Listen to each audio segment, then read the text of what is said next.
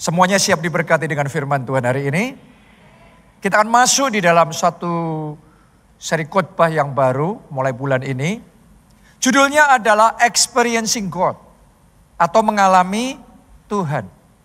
Jadi beda antara tahu tentang Tuhan dan mengalami secara pribadi. Kalau tahu ya cuma kita baca, kita dengar dari orang lain, kita tahu tentang Tuhan. Tapi untuk saudara dan saya bisa mengalami Tuhan, kita butuh kenal Tuhan secara pribadi. Ayo kita baca terlebih dahulu firman Tuhan di dalam Yohanes, pasalnya yang ke-15, ayat 4 sampai ayatnya yang ke-5. Tinggallah di dalam aku, dan aku di dalam kamu. Sama seperti ranting tidak dapat berbuah dari dirinya sendiri, kalau ia tidak tinggal pada pokok anggur, demikian juga kamu tidak berbuah jikalau kamu tidak tinggal di dalam aku. Ayat yang ke-5. Akulah pokok anggur dan kamulah ranting-rantingnya. Nah, saudara harus ngerti statusnya ya. Yang mana pokoknya, yang mana rantingnya. Karena kalau nggak ngerti statusnya nanti kita salah langkah, akhirnya kita yang susah. Ya. Akulah pokok anggur dan kamulah ranting-rantingnya, barang siapa tinggal di dalam aku dan aku di dalam dia. Berarti union ini, manunggal ini. Ia berbuah banyak. Sebab di luar aku kamu tidak dapat berbuat apa-apa. Oke, jadi sama dalam kisah ini saudaraku, Tuhan memberikan perumpamaan bahwa dia ibarat pokoknya, pokok anggurnya, kita ibarat apanya? Ranting-ranting. Kalau ranting terpisah dari pokok, apa yang terjadi? Dia akan kering. Akhirnya mati. Makanya Tuhan ngomong, di luar aku kamu tidak bisa berbuat apa-apa. Tapi sebaliknya, kalau kita tinggal di dalam Tuhan. Tadi Yesus ngomong, kamu tinggal dalam aku dan aku di dalam kamu. Maka saudara, apa-apapun bisa. Doa saya yang tadinya powerless, Tuhan akan rubah jadi powerful. Yang tadinya serba tidak bisa, tapi mulai hari ini serba bisa. Sukacita bisa, happy bisa, menyelesaikan hutang bisa, mengatasi masalah bisa, mengalami pemulihan keluarga bisa, hidup berkemenangan bisa. Kuncinya adalah tinggal di dalam Tuhan, melekat dengan Tuhan. Jadi relationship with God, kenal Tuhan secara pribadi, bukan cuma tahu tentang Tuhan. Tapi kenal Tuhan secara pribadi. Doa saya, saudara hari ini datang ke gereja bukan cuma sekedar rutinitas. Bukan karena cuma orang Kristen saya harus beribadah, ya sudah saya ke gereja. Tapi kayak gak ada special relationship sama Tuhan.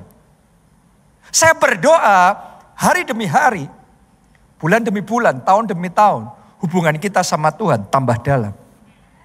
Kita lebih kenal Tuhan secara pribadi. Kita lebih dekat, kita lebih intim dengan Tuhan. Jadi relationship-nya grows over the time. Melalui waktu hubungan semakin mendalam, semakin kuat. Sama halnya seperti kayak relationship hubungan secara pribadi. Hubungan saya sama Pastor Nita, saudaraku enggak langsung ketemu, langsung menikah kan. Itu hanya ada di Las Vegas sana mungkin. Orang lagi judi, stres, kalah banyak, mabuk, ketemu jatuh cinta, menikah, sehari besok bye-bye. Tapi kita nggak seperti itu. Yang namanya relationship itu dipupuk, yang namanya relationship itu berkembang dari waktu ke waktu, semakin maju, semakin bertumbuh. Hubungan saya dengan Pastor Nita juga sama seperti itu. Nggak tiba-tiba jadi seperti sekarang. Kita itu sudah kenal sejak SD dulu. Sejak SD, sejak dia masih SD, saya SMP, kita sudah kenal, kita tahu sama-sama di gereja, kita terlibat dalam pelayanan di gereja, di departemen remaja, di dalam gereja kita. Saya masih ingat waktu itu saya main musik, saya mimpin pujian, masih SMP, SMA waktu itu. Pastor Nita ketua doanya. Oke, ya dan kemudian kita tambah dekat. Telepon-teleponan. Kalau ditanya, ini cuma teman. Orang tua padahal sudah curiga, orang tuanya dia. Temen apa temen? Tapi kita yakin banget kita cuma teman saja waktu itu. Ya, sampai akhirnya saya selesai SMA, terus saya melanjutkan kuliah ke Amerika, sekolah Alkitab di Amerika. Zaman itu belum ada WhatsApp, belum ada BBM, BlackBerry Messenger. Zaman itu masih cuma telepon. Dan teleponnya pun juga telepon rumah. Belum pakai handphone dia. Oke, itu cuma telepon rumah pada waktu itu. Dan saya di sana, walaupun di Amerika, telepon ke Indonesia mahal. Saya berusaha sesering mungkin telepon, saudara. Karena cuma teman saja. Tapi hari demi hari, hubungan kita tambah bertumbuh. Sampai akhirnya saya selesai kuliah di Amerika, balik ke Indonesia baru kita jadian. Tadinya teman, akhirnya kita officially together. Apa itu di sana? Kayaknya banyak yang jomblo dan punya kerinduan khusus itu, saudaraku. Akhirnya di situ tadinya temenan, sekarang jadi pacar. Tapi nggak lama. Setelah itu dia gantian yang sekolah Alkitab di Amerika. Jadi waktu dia berangkat ke sana, dia nggak berangkat sendiri, saya antar dia, saudaraku. Sampai akhirnya dia menyelesaikan kuliah di Amerika, balik ke Indonesia. Kita sama-sama perintisan gereja di kota Jogja pada waktu itu. Dan Pak Obaja ngomong, wah nggak bagus ini. Pergi keluar kota terus tapi kok belum menikah. Sudah cepat nikah aja. Makanya kita pernikahan dini, saudaraku.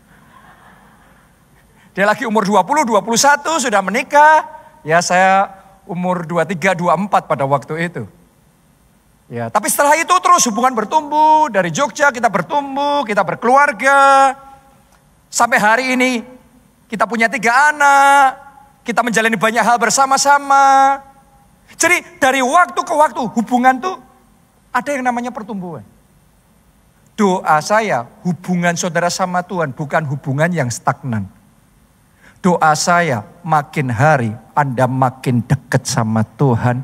Tambah dalam hubunganmu, tambah kenal secara pribadi, tambah ngerti sifatnya Tuhan kayak gimana. Bukan dari kata orang saja engkau tahu tentang Tuhan. Tetapi secara pribadi engkau kenal Tuhan di dalam kehidupanmu. Jadi itu butuh waktu. Dan biasanya orang yang punya hubungan yang bertumbuh sama Tuhan, yang hubungannya alive. Bukan hubungan yang kosong, yang cuma formalitas. Tapi benar-benar kayak ada hubungan sama Tuhan yang nyata, biasanya dimulai ketika seseorang mengalami jamah Tuhan. Karena tanpa kita dijamah Tuhan, kita ini secara daging tidak tertarik dengan perkara-perkara rohani. Jujur saja kalau kita belum dijamah sama Tuhan, ngapain ke gereja? Diajak ke gereja berat. Disuruh baca Alkitab, lebih cocok itu untuk obat tidur. Benar apa tidak? Disuruh pelayanan, boro-boro. Seolah-olah dalam hidup kita nggak ada ketertarikan urusan perkara rohani. Hanya ketika kita dijamah Tuhan, mesti ada triggernya. Ketika kita dijamah Tuhan, tiba-tiba sesuatu berubah. Tiba-tiba kayak ada kerinduan yang muncul. Tiba-tiba ketertarikan yang muncul. Di situ kita maju di dalam Tuhan. Doa saya, mulai hari ini gak ada lagi di antara kita yang cuma formalitas. Walaupun awalnya begitu. Saya juga mau ngomong sama saudara. Dulu saya awalnya ke gereja karena terpaksa. Kenapa terpaksa? Karena papa saya pendeta. Karena papa saya pendeta, masa anak pendeta tidak ke gereja. Saya gak mau ke gereja pun saya dipaksa ke gereja. Jadi saya ke gereja bukan karena kerinduan, karena harus. Sampai waktu itu saya ingat sekali di Kanada terjadi lawatan Roh Kudus luar biasa. Namanya Toronto Blessing. Anda mungkin ada yang tahu atau ingat, ya. Dan di situ Tuhan bekerja luar biasa sampai mendunia. Nah, Pak Obaja dan satu rombongan gereja kita berangkat ke Kanada sana. Selama seminggu benar-benar terima lawatan Roh Kudus luar biasa. Terima impartasi urapan yang luar biasa. Dan ketika pulang, ternyata urapan itu benar-benar mengalir dahsyat. Dan lagi ibadah seperti ini, belum Pak Obaja maju, belum khotbah disampaikan, lagi pujian penyembahan. Itu benar-benar kayak suasananya penuh dengan Roh Kudus. Kehadiran Tuhan begitu nyata. Belum didoain, lagi pujian penyembahan. Orang-orang sudah pada rebah. Orang-orang sudah pada kepenuhan Roh Kudus. Saya masih ingat saya duduk di kira-kira bangku nomor 2 dari paling depan. Dan di tempat di mana saya duduk tanpa ditumpang tangani, di situ saya dilawat Tuhan. Di situ saya dijamah oleh Tuhan. Saya yang tadinya anak pendeta, tapi nggak tertarik urusan gereja sama sekali. Tiba-tiba sejak saat itu seolah-olah ada api Roh Kudus yang menyala-nyala dalam hati saya. Tiba-tiba saya semangat sekali untuk mencari wajah Tuhan. Tiba-tiba perubahan terjadi dengan radikal. Dan dari situ saya sampai hari ini serahkan hidup saya untuk melayani Tuhan. Itu ibaratnya kayak secara kesehatan. Berapa banyak dari saudara yang ngalami seperti saya. Dikasih tahu tentang kesehatan seperti apapun kayaknya gak digubris. Orang tua mau nasihatin seperti apapun. Hidup sehat. Makan makanan yang sehat. Jangan makanan yang berkolesterol, berlemak, ini itu jangan. Olahraga yang benar. Tidurnya yang benar. Semua itu nasihat baik, tapi cuma masuk telinga kiri, keluar telinga kanan. Kayak nothing. Di hati ini kayak nothing. Sampai suatu saat, entah gimana kejadiannya setiap orang beda-beda. Kita ke laboratorium, kita cek, terus kemudian ke rumah sakit sama dokter dilihat banyak bintangnya. Apalagi mungkin ada yang ngalami, dokter memvonis ada penyakit ini, ada penyakit itu. Berapa banyak yang pernah ngalami kayak gitu. Itu kayak jadi trigger. Tiba-tiba saja kita yang tadinya nggak punya waktu olahraga. Sekarang bisa punya banyak waktu untuk berolahraga. Berapa banyak orang yang tadinya nggak bisa ngubah gaya makanannya. Kalau bisa makan enak, kenapa harus makan sehat? Kan gitu. Tapi entah gimana, sekarang tiba-tiba taste-nya berubah, seleranya berubah, semuanya berubah. Kenapa? Ada triggernya. Seperti itu juga dalam kehidupan rohani. Dan triggernya dalam kehidupan rohani adalah ketika Tuhan jamah hati kita. Dan situasi orang dijamah beda-beda. Kalau waktu itu saya di remaja, di ibadah seperti ini, saya dijamah oleh Tuhan. Dan itu nggak bisa saya ceritain dengan teori ya. Karena antara teori dan pengalaman, dua hal yang berbeda kan? Gimana saya mau jelasin, saya yang gak ada tertarik urusan rohani, tiba-tiba ibadah dijamah Roh Kudus, terus kemudian jadi sungguh-sungguh sama Tuhan. Itu mau ceritanya gimana? Itu hanya bisa kita alami sendiri, zaman Tuhan itu dalam hidup kita. Sama halnya kalau saudara belajar tentang berenang, dikasih teori, berenang gini loh ya, ayo tangannya maju ke depan. Tarik, kepalanya sundul. Mau diajarin 1000 kali, itu baru teori. Begitu nyemplung, gaya batu saudara. Benar apa tidak? Jadi antara teori dan pengalaman, dua hal yang berbeda. Doa saya, saudara jadi anak Tuhan, jadi orang Kristen. Bukan cuma teori, bukan cuma tahu tentang Tuhan, bukan cuma dikhotbahi pendeta tentang Tuhan, bukan cuma baca Alkitab tentang Tuhan, tapi Anda mengalami Tuhan secara pribadi dalam kehidupanmu. Engkau mengalami benar Tuhanku itu ajaib, benar kuasanya itu nyata. Itu bukan cuma dongeng, tetapi kuasanya sungguh-sungguh terjadi, mujizatnya terjadi dalam hidupku. Dan dia Allah yang mengasihi, dia Bapa yang baik, dia punya rencana yang indah di dalam kehidupanku. Doa saya Anda secara pribadi ngalami pengalaman itu sama Tuhan. Karena antara ngalami dan cuma sekedar tahu apa dengar itu benar-benar berbeda. Makanya di gereja kita saudaraku, ya yang namanya ngalami Tuhan itu kalau saudara ibadah itu mesti ibadah yang ngalami Tuhan, ibadah yang ketemu sama Tuhan, ibadah yang terima jamahan Tuhan. Ibadah yang sudah mengalami kepenuhan Roh Kudus. Itu sebabnya kalau sudah perhatikan ya, di gereja kita saat pujian penyembahan. Saudara diajak nyanyi lagu itu, diulang lagi. Diulang lagi. Diulang lagi. Kenapa? Karena itu kita sedang mengalami Tuhan. Kayak saudara makan makanan. Tahu makanan itu enak, beda sama mencicipi. Enak banget ini makanan. Terus nagih enggak? Nagih mau lagi dong. Padahal sudah tahu ini enak. Kalau cuma tahu itu enak kan titik. Tapi ketika ngalami, ngerasain enak, kita mau lagi. Kita mau lagi. Saya mau ngomong sama saudara. Kalau saudara bukan cuma tahu Tuhan baik, tapi ngalami kebaikan Tuhan secara pribadi, Anda akan maunya lebih dalam lagi. Tambah lagi, ngalami kebaikan Tuhan yang lebih dan lebih lagi di dalam hidup saudara. Pujian menyembah juga seperti itu. Makanya di gereja kita bukan cuma nyanyi. Yang penting nyanyi 1 lagu, 2 lagu, selesai diulang sekian kali, selesai. Karena ini bukan tentang performance. Bukan tentang nyanyi. Nyanyi tidak selalu sama dengan menyembah memuji Tuhan.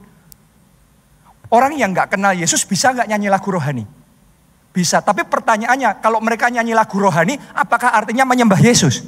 Tidak. Saya berdoa di dalam setiap ibadah kita, Anda bukan cuma menyanyi, tetapi hatimu menyembah Yesus.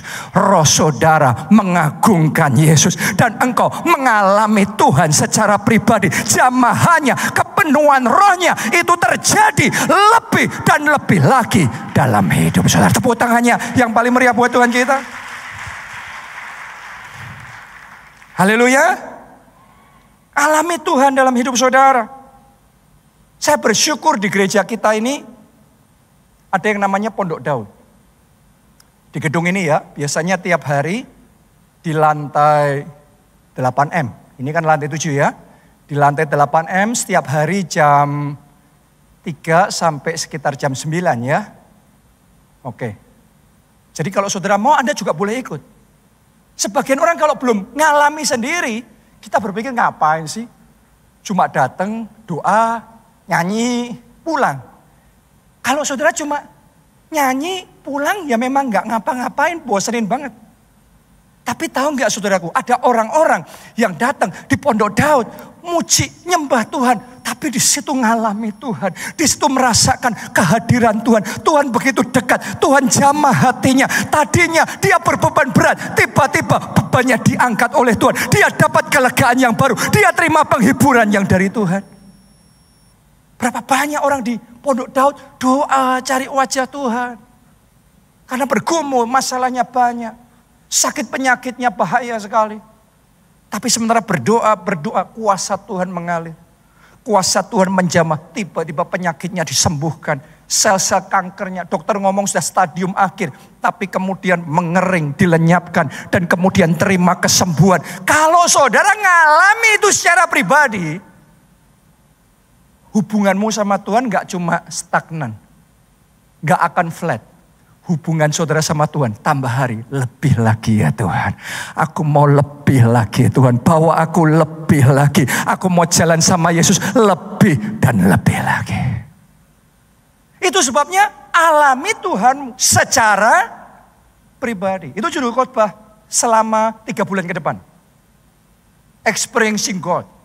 Kenapa kok 3 bulan? Sederhana, karena kita mau bicara tentang Allah Tritunggal. 3 di dalam 1. Allah Tritunggal itu terdiri dari apa? Siapa saja? Allah, Bapa, God the Father. Yang kedua, God the Son. Yang ketiga, God the Holy Spirit. Allah Bapa, Allah Anak, dan Allah Roh Kudus. Saya mau kita bisa pahami ya, satu demi satu dimensi Allah Tritunggal ini.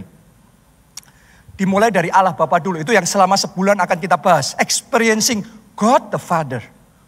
Nanti bulan depan, experiencing Jesus, God the Son. Dan bulan Mei nanti, experiencing the Holy Spirit. Oke. Nah, maksudnya bedanya gimana ini? Kita mulai dari Allah Bapa dulu. Allah Bapa itu dicatat dalam Alkitab, Allah yang bersemayam di atas kita.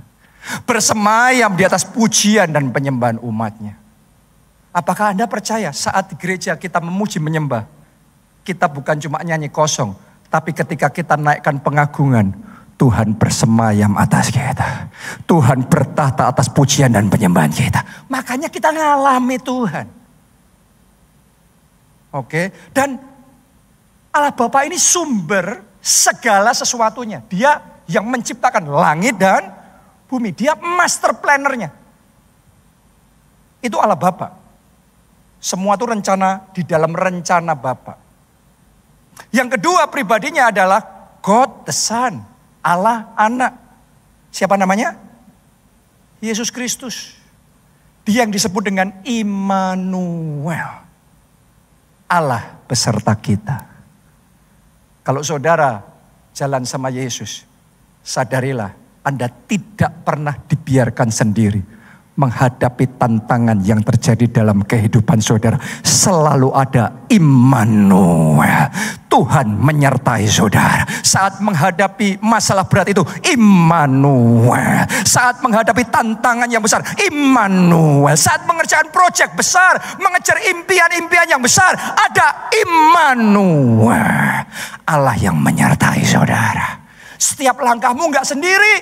Engkau gak berjuang sendiri. Tapi ada Tuhan yang menuntun setiap langkah hidup saudara. Itu yang dilakukan oleh Tuhan Yesus. God the Son. Yang ketiga, God the Holy Spirit. Allah Roh Kudus. Kalau Allah Bapa, Allah bersemayam atas kita. Kalau Allah Anak, Allah beserta kita. Kalau Allah Roh Kudus, Allah yang tinggal diam di dalam kita. Makanya saudara dan saya, tubuh kita disebut bait suci Roh Kudus. Karena dia tinggal, dia bersemayam, dia bersama dengan kita, di dalam kita. Dan Roh Kudus itu disebut sebagai penolong dan penghibur. Artinya gini, kita ikut Tuhan. Kita punya penolong yang luar biasa. Kita punya penghibur yang luar biasa. Dalam setiap pergumulan, dalam setiap kesusahan hati kita, dalam setiap pressure yang kita alami dan di mana kita ada dunia sekarang ini, pressure semakin besar. Tapi di dalam setiap mengalami itu, kedukaan yang Anda kadang harus lalui dalam hidup saudara. Jangan pernah lupa, ada Roh Kudus yang siap untuk memberikan penghiburan dalam hati saudara. Siap untuk menyembuhkan hati kita. Menguatkan hati kita kembali. Memberikan damai sejahtera yang melampaui segala akal. Bahkan sukacita yang meluap-luap. Makanya dalam hadirat Tuhan, Daud ngomong, dalam hadirat Tuhan aku tenang. Dalam hadirat Tuhan aku damai. Doa saya saat engkau susah, engkau masuk hadirat Tuhan. Dan ada kedamaian, ada ketenangan yang kau alami di dalam Yesus. Bukan cuma ketenangan, bukan cuma kedamaian. Tapi dia juga penolong kita. Kalau penolong itu artinya kita nggak mampu tetapi dimampukan. Kita dalam keadaan terdesak tapi dia turut campur. Anda yang sedang dalam keadaan terdesak, saya mau ngomong sama saudara, Tuhan turut campur. Tuhan akan bertindak dalam hidup saudara. Engkau akan diluputkan dari bahaya itu. Engkau akan diselamatkan. Karena ada Roh Kudus yang siap menolong kita. Boleh katakan amin. Kita kasih tepuk tangannya yang paling meriah buat Tuhan kita. Alami ini, 3 pribadi. 3 di dalam 1. Allah Bapa, Allah Anak, Allah Roh Kudus. Kalau tahun ini rema gereja kita, apa? Rema gereja kita yang Tuhan kasih? Great multiplication. Multiplikasi yang dahsyat. Semua yang baik dalam hidup kita, sukacita kita dilipat gandakan. Kesaksian kita, mujizat kita, berkat-berkat kita dilipat gandakan. Karakter ilahi dalam hidup kita dilipat gandakan. Buah-buah yang kita hasilkan, kemenangan-kemenangan kita dilipat gandakan. Itu rema tahun ini. Tapi rema itu hanya bisa terjadi kalau kita tinggal di dalam Dia. Tinggal di dalam Allah Bapa, Allah Anak, Allah Roh Kudus. Konteksnya gimana jadinya? Sederhana. Allah Bapa itu sumber segalanya. Dia master plan-nya. Dengarkan baik-baik. Great plan, great multiplication. Semuanya, sumbernya, rencana Bapa. Tahun ini akan terjadi multiplikasi yang dahsyat dalam hidup saudara. Itu dalam rencana Bapa. Karena itu firman Tuhan berkata, aku tahu rancangan apa yang ada padaku mengenai kamu. Bukan rancangan kecelakaan, tapi rancangan hari depan yang penuh dengan pengharapan. Amin. Ini rancangan Bapa. Ini Bapa sumbernya. Tapi tahukah saudara, Yesus, dia yang disebut dengan firman yang turun ke dunia jadi daging, jadi manusia. Dialah firman itu. Jadi plannya di dalam Allah, sumbernya, tetapi firmannya, remanya datang melalui Yesus Kristus. Dia yang ngasih rema. Dan saya berdoa kita tangkap rema. Tahun ini great multiplication. Tahun ini great multiplication. Tapi yang ketiga, God the Holy Spirit, Allah Roh Kudus. Alkitab mencatat, kamu akan terima kuasa kalau Roh Kudus turun ke atas kamu. Sudah dapat rencana Allah, dapat rema firman Tuhan. Sekarang we need the power of the Holy Spirit. Kita butuh kuasa Roh Kudus. Ketika kuasa Roh Kudus bekerja, maka firman yang disampaikan oleh Yesus di dalam rencana Allah tergenapi dan terjadi. Tahun ini akan ada kesaksian besar, saudara mengalami great multiplication. Amin. 3 di dalam 1. Nah sekarang mungkin ada yang tanya sama saya, kenapa kok 3? Kenapa kok Allah disebut 3? Masih ingatkah saudara kisah ketika Tuhan Yesus turun ke dunia jadi manusia, terus kemudian dia dibaptis oleh Yohanes Pembaptis? Masih ingat? Alkitab mencatat dia dimasukkan dalam air, setelah itu dia keluar dan kemudian ada Roh Kudus turun seperti burung merpati. Setelah itu terdengar suara dari surga, inilah anak yang kukasihi, kepadanya lah aku berkenan. Coba renungkan setting ini saudaraku. Tempatnya sama, waktunya persis sama. Tetapi 3 pribadi ini dicatat semuanya. Ada Yesus Kristus, ada Holy Spirit, Roh Kudus, dan ada Allah Bapa. Makanya kita ngomong 3. Tapi walaupun 3, bukan 3 yang terpisah. 3 dalam 1. Saya mau ngomong sama saudara, kita orang Kristen tidak menyembah 3 Allah. Kita menyembah 1 Allah. Dia satu-satunya yang kita tinggikan. Dia satu-satunya yang kita puji. Dia satu-satunya yang kita sembah. Karena ini 3 di dalam 1. Maksudnya gimana sih Pak, kok saya bingung? Kita belajar ya saudaraku ya. Lihat kenapa yang 3 kita ngomong 1. Mari kita bandingkan 2 ayat yang disampaikan oleh Tuhan Yesus sendiri. Dua-duanya ini Tuhan Yesus sendiri yang ngomong, tapi seolah-olah kayak paradoks, kayak kontradiksi. Mari kita baca Yohanes 14 ayat yang keempat, ayat yang ke-6. Yohanes 14 ayat yang ke-6, kata Yesus kepadanya, akulah jalan dan kebenaran dan hidup. Tidak ada seorang pun yang datang kepada Bapa kalau tidak melalui aku. Jadi menurut Yesus, orang hanya bisa datang sama Bapa melalui siapa? Yesus. Sekarang baca ayat berikutnya. Yesus yang sama, tapi ngomongnya beda nih. Yohanes 6 ayat 44. Masih sama-sama di kitab Yohanes ya. Tidak ada seorang pun yang dapat datang kepadaku, kepada Yesus, jikalau ia tidak ditarik oleh Bapa yang mengutus aku, dan ia akan kubangkitkan pada akhir zaman. Saudara baca 2 ayat ini bingung gak? Saya juga bingung. Karena di satu sisi Yesus ngomong, orang hanya bisa datang kepada Bapa kalau melalui Yesus. Di sisi yang lain Yesus berkata, orang gak bisa datang kepada Yesus kalau gak ditarik sama Bapa. Kok bisa? Sebenarnya simple. Karena Bapa dan Yesus adalah satu. Oke, ibaratnya seperti kayak handphone kita ini. Kalau saudara lihat handphone ini, Apa yang sudah ngelihat? Hardware-nya. Betul enggak? Yang kelihatan nih hardware-nya nih. Tapi saudara harus tahu, di dalamnya ada software-nya. Jadi itu programnya. Meskipun program nggak kelihatan sama mata jasmani, tapi itu real yang di dalam itu. Tanpa software-nya, hardware-nya, percuma. Jadi ada software, ada hardware. Tapi yang ketiga, supaya handphone ini dipakai, butuh apa? Power. Benar nggak? Seperti kayak Allah Tritunggal. Software-nya itu ibaratnya, master plan-nya, sumbernya, intinya, itu Allah sendiri, Allah Bapa. Hardware-nya ini yang bisa kita lihat.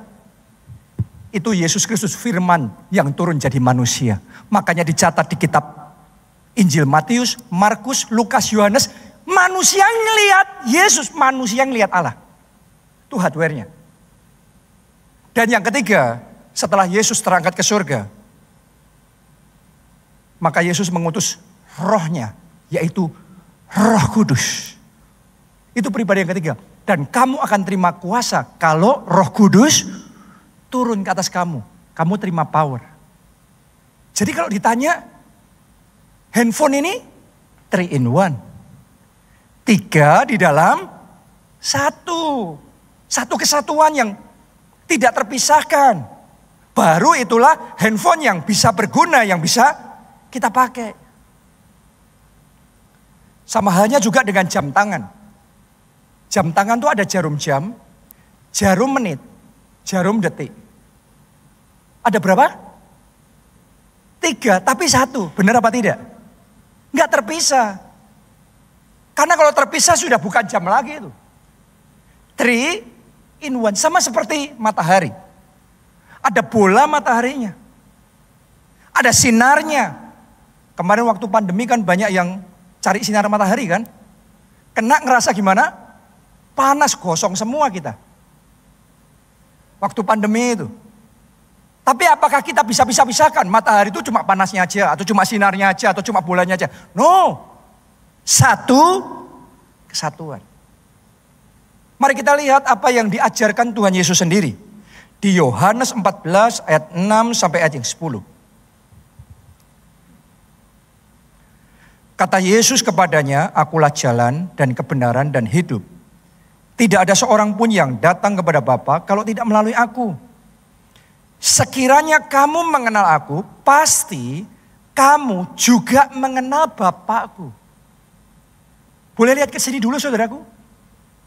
Yesus ngomong apa tadi? Kalau kamu kenal aku, kamu sama dengan kenal Bapakku.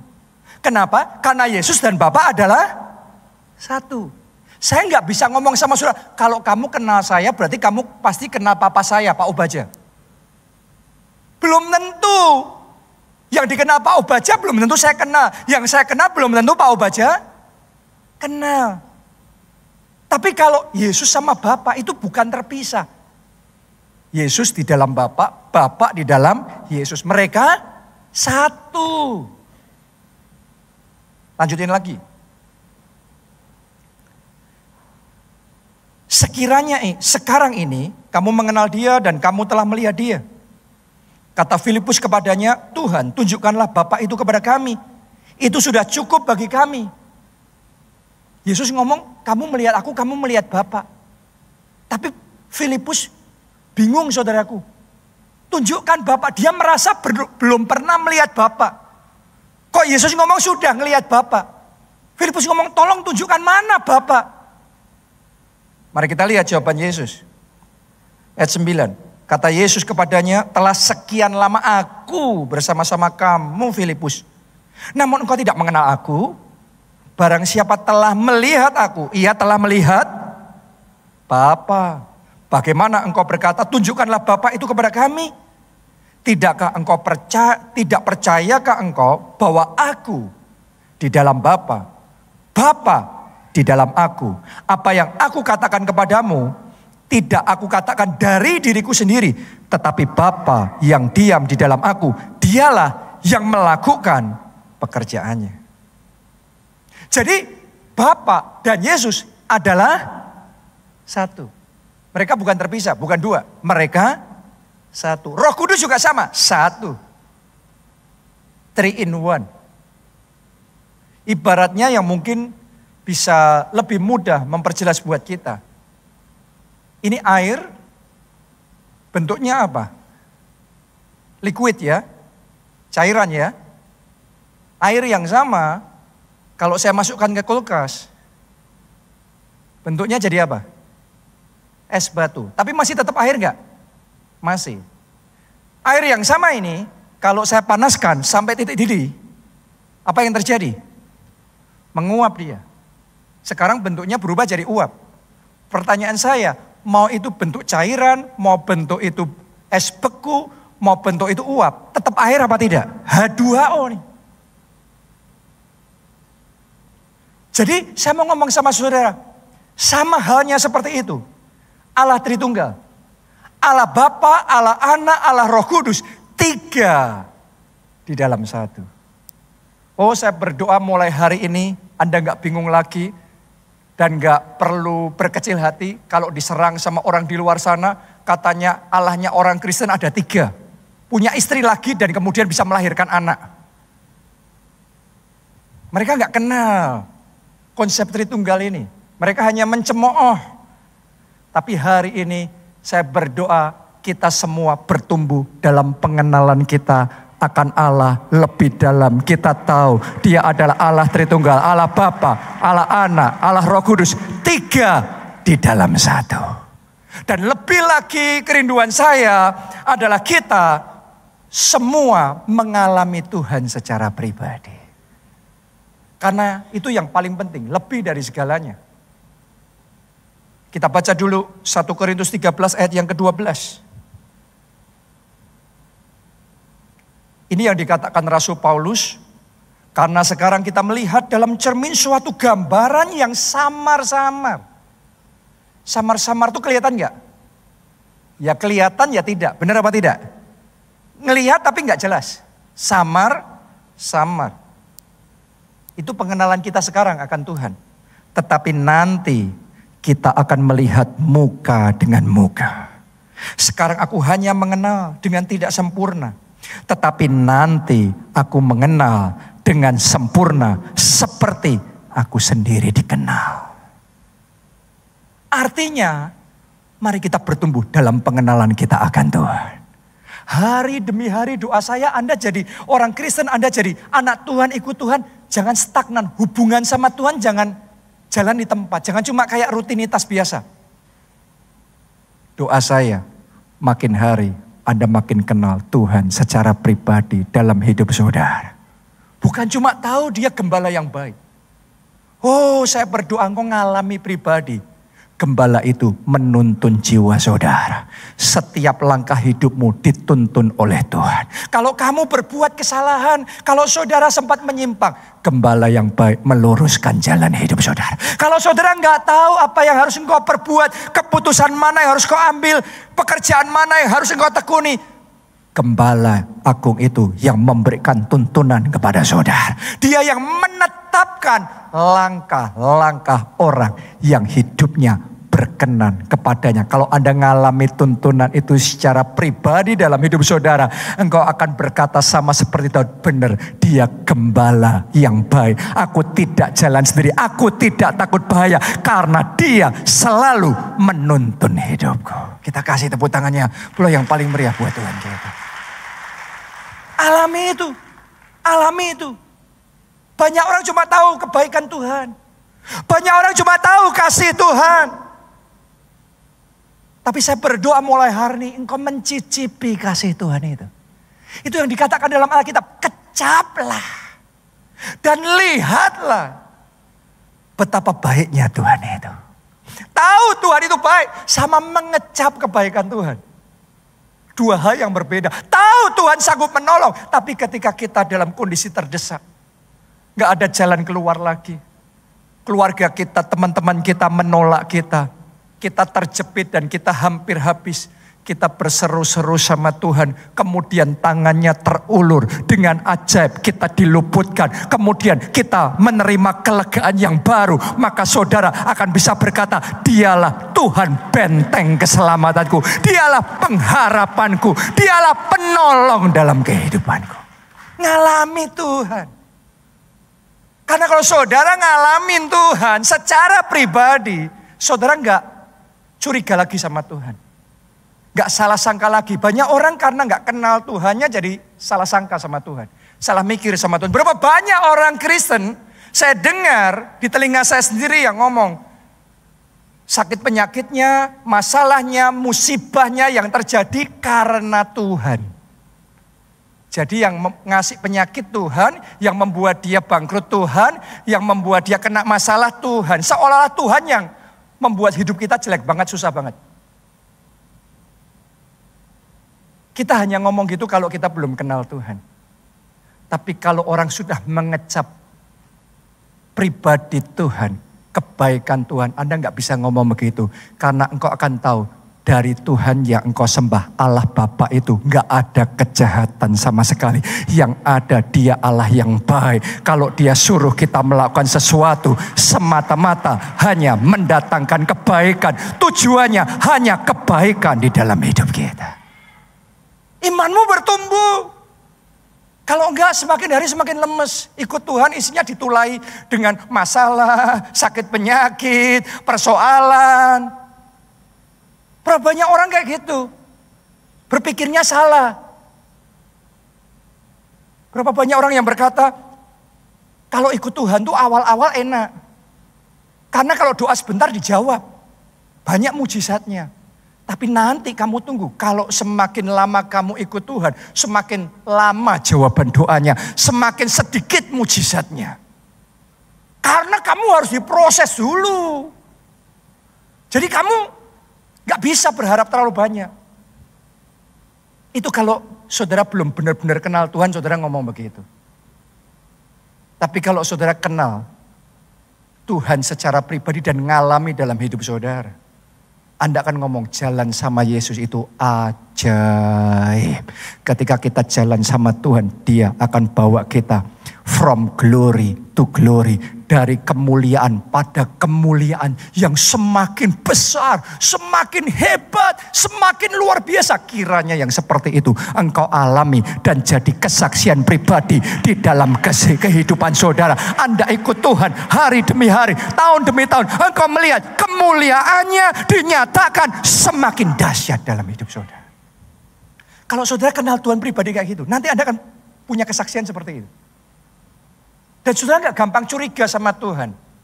Banyak orang terus kecewa sama Tuhan. Terus kemudian mundur dari Tuhan. Kenapa? Karena gak kenal Tuhan. Salah sangka sama Tuhan. Berapa banyak orang disuruh doa puasa. Aduh kayaknya dirugikan banget, dibebani banget. Ikut Tuhan tuh harus gini, harus gitu. Doa puasa, apalagi kita tinggal di PIK. Surganya makanan. Kalau bisa makan enak, ngapain gak makan? Puasa lagi. Gila kan? Kalau kita gak kenal Tuhan, kita merasa dirugikan dengan perintah Tuhan. Kayaknya seolah-olah Tuhan gak senang gitu kita makan enak. Gak senang gitu kita kuliner, menikmati dari restoran ke restoran. Tapi kalau saudara kenal Tuhan, Anda ngerti kalau Tuhan suruh kita doa puasa, tidak pernah semata-mata untuk merugikan kita. Justru di saat kita doa puasa, itu momen di mana kapasitas kita diperbesar. Itu momen di mana kuasanya dimanifestasikan lebih dahsyat. Itu momen di mana mujizatnya akan Dia kerjakan lebih besar lagi di dalam hidup kita. Justru itu luar biasa. Doa puasa itu bukan berat. Doa puasa itu hebat. Jadi kenal sama tidak kenal Tuhan itu beda.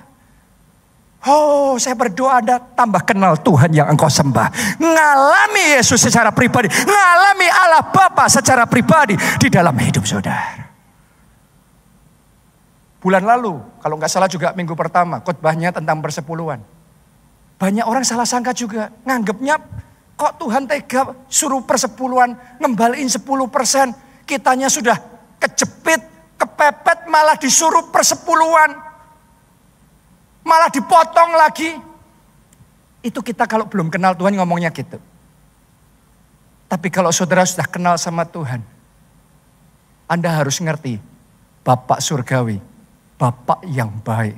Gak pernah motong-motong berkatmu, gak pernah diskon-diskon masa depanmu, ngurangin-ngurangin jatahmu. Gak pernah. Kalau dia suruh kita mengembalikan persepuluhan, semata-mata justru dia mau membukakan tingkap-tingkap langitnya. Dia mau mencurahkan berkatnya, mau menambahkan, mau melipat kali gandakan sampai berkelimpahan. Tepuk tangannya pula yang lebih meriah lagi buat Tuhan kita. Alami Tuhan secara pribadi. Banyak orang cuma teori. Kalau belum mengalami susah ngomong ya. Susah ngomong. Paling cuma debat kusir. Berapa banyak di luar debat kusir. Allah masih melakukan mujizat enggak sampai hari ini. Allah masih menyembuhkan enggak. Ada orang yang ngomong menyembuhkannya cuma berhenti sampai 2000 tahun yang lalu. Yaitu mereka enggak kenal Tuhan. Tapi kalau saudara benar-benar ngalami Tuhan. Dan saudara seperti saya ngalamin secara pribadi. Dan banyak orang di tempat ini juga ngalami secara pribadi. Kita akan bisa ngomong, Tuhan yang aku sembah, Allah yang hidup. Dia Jehovah Rafa, Allah yang berkuasa menyembuhkan segala macam sakit penyakit. Mungkin saudara secara teori kurang bisa untuk ngomong. Tetapi Anda ngalami pribadi kok. Dengan ajaib Tuhan menolong saudara. Dengan ajaib Tuhan menyembuhkan sakit penyakit saudara. Dengan ajaib Tuhan memberkati saudara. Gimana orang dengan semua teorinya itu meyakinkan saudara bahwa Tuhan tidak lagi hidup? Karena kita experiencing God. Kita ngalami Allah secara pribadi di dalam hidup kita. Oh, doa saya jemaat keluarga Allah di tempat ini dan yang ngikutin secara online. Ayo maju lebih dalam. Bukan cuma tahu tentang Tuhan, dengar dari kata pendeta tentang Tuhan. Tapi alami Bapa secara pribadi dalam kehidupan saudara. Bapa yang baik, yang mengasihi anak-anaknya. Yang percaya kita kasih tepuk tangan yang paling meriah. Mari kita bangkit berdiri, kita akan naikkan lagu ini. Buka mataku agar melihat.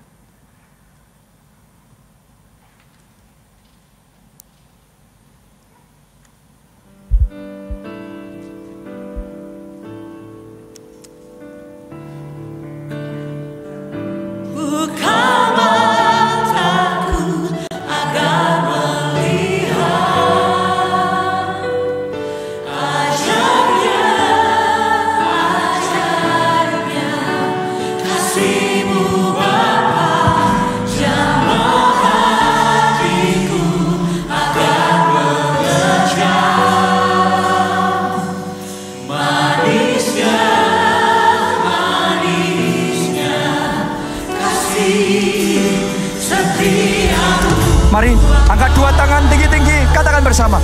Buka mataku agar melihat ajaibnya, ajaibnya kasih-Mu Bapa, jamah hatiku agar mengejar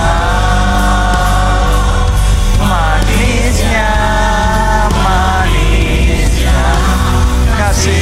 Sekali lagi, mari semuanya segenap suara katakan, buka mataku agar melihat ajaibnya, ajaibnya kasih-Mu Bapa, jamah hatiku agar mengejar manisnya.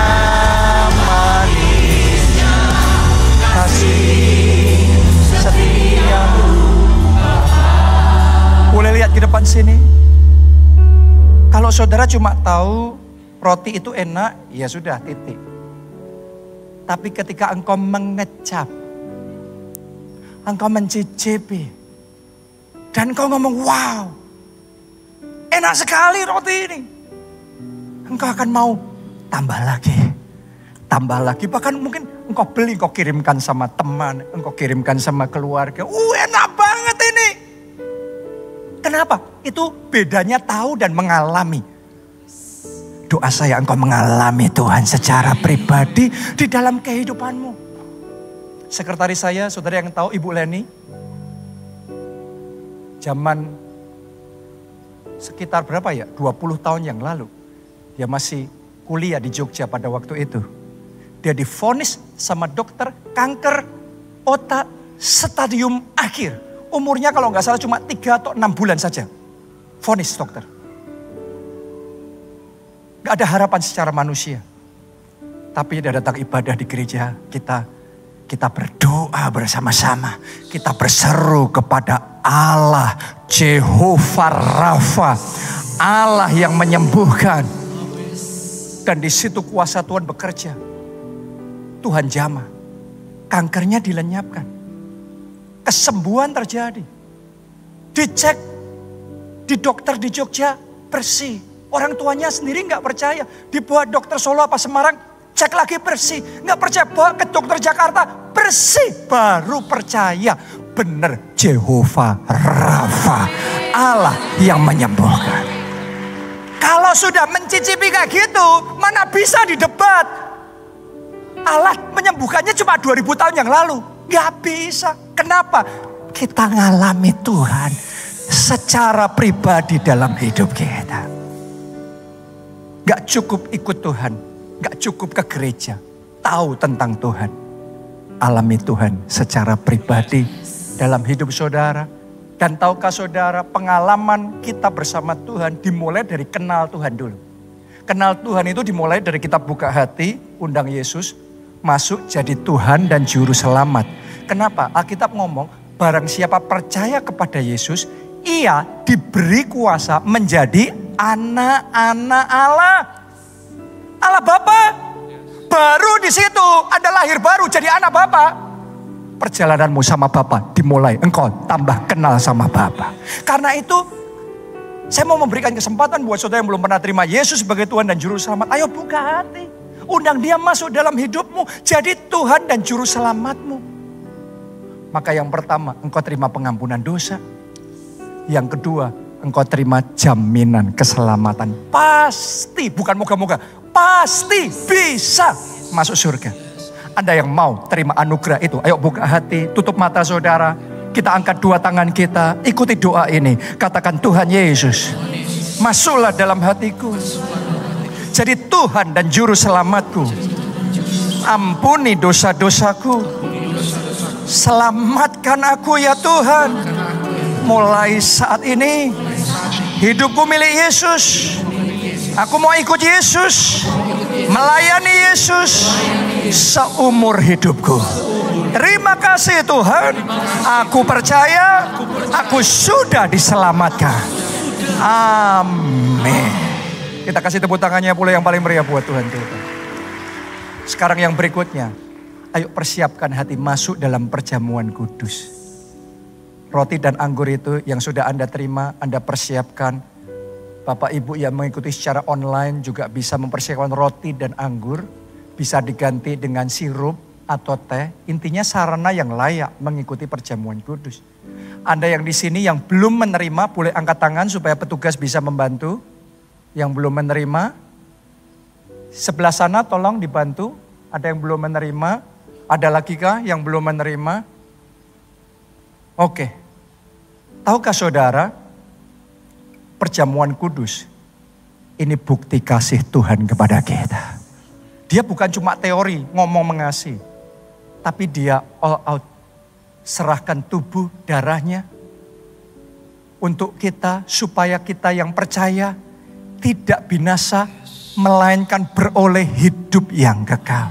Jadi mari bersama-sama kita angkat roti itu di tangan kanan kita. Malam itu, dalam perjamuan terakhir Tuhan Yesus bersama dengan murid-muridnya. Ia mengangkat roti, kemudian memecah-mecahkannya. Serta berkata, inilah tubuhku yang diserahkan bagi kamu sekalian. Perbuatlah ini setiap kali kamu mengingat aku. Apakah engkau percaya yang kita angkat ini bukan lagi roti biasa, tetapi dengan iman kita katakan seperti yang Yesus katakan, inilah tubuhku, inilah tubuh Kristus. Apakah Anda tahu ketika kita melakukan ini, sesungguhnya kita sedang masuk dalam persekutuan dengan tubuh Kristus. Sehingga kita manunggal dengan Kristus. Kita di dalam Dia, Dia di dalam kita. Anda yang mau masuk dalam persekutuan yang lebih dalam lagi dengan Kristus, ayo kita terima bersama-sama dalam nama Tuhan Yesus.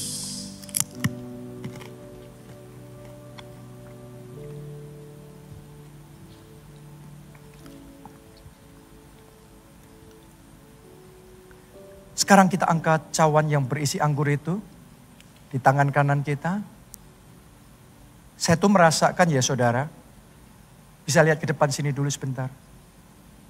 Di perjamuan kudus ini akan ada orang-orang yang terima kesembuhan ilahi dari sakit penyakit saudara. Tapi untuk itu terjadi Anda harus mengharapkannya. Pengharapan akan Allah tidak mengecewakan. Yang haus dipuaskan, yang lapar dikenyangkan. Jadi kalau saudara ikut perjamuan kudus tanpa berharap apa-apa ya, saudara nggak ngalami apa-apa.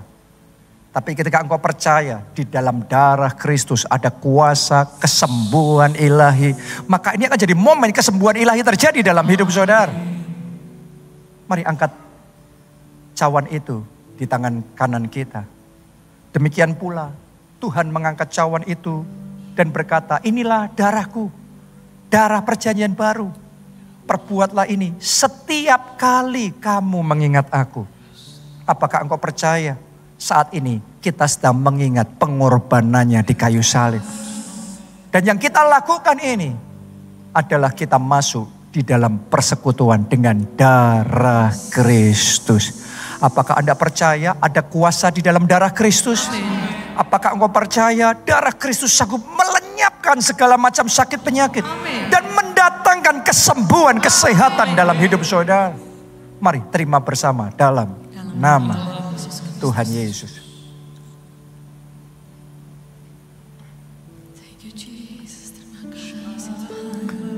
Letakkan cawan itu. Mari angkat dua tangan saudara. Sembah Dia. Berdoa. Berdoa. Ora la basyara la. Ora la basyara la. Ora la basyara la.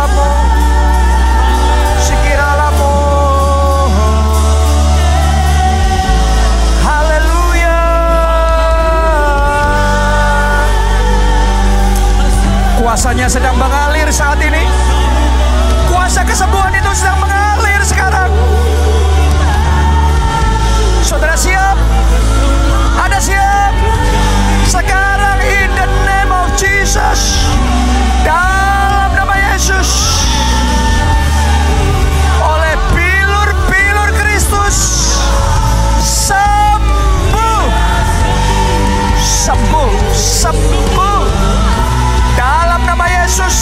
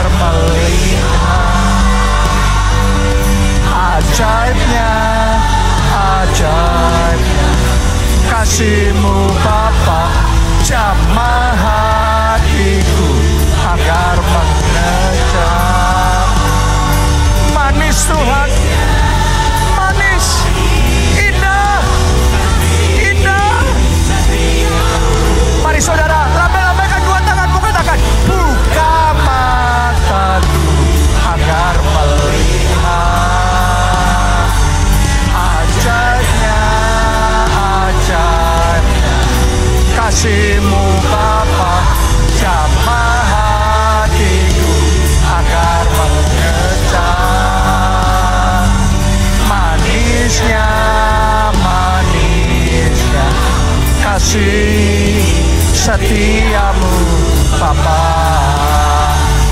Manisnya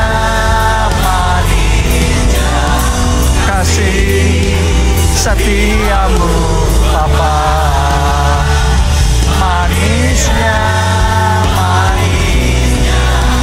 kasih setiamu Bapa. Haleluya. Terima kasih. Haleluya. Mari yang kedua tangan saudara dan terima berkat Tuhan ini. Diberkati saudara oleh Tuhan, diberkati keluargamu oleh Tuhan, diberkati studi dan pekerjaanmu oleh Tuhan, diberkati kesehatan dan masa depanmu oleh Tuhan, dan diberkati pertumbuhan rohani serta pelayanan saudara oleh Tuhan. Kiranya hidupmu jadi berkat dan melalui kesaksianmu banyak orang diselamatkan. Dalam anugerah Allah Bapa, cinta kasih Yesus Kristus dan persekutuan dengan Roh Kudus sekarang sampai selama-lamanya. Mari semuanya katakan bersama-sama. Amin.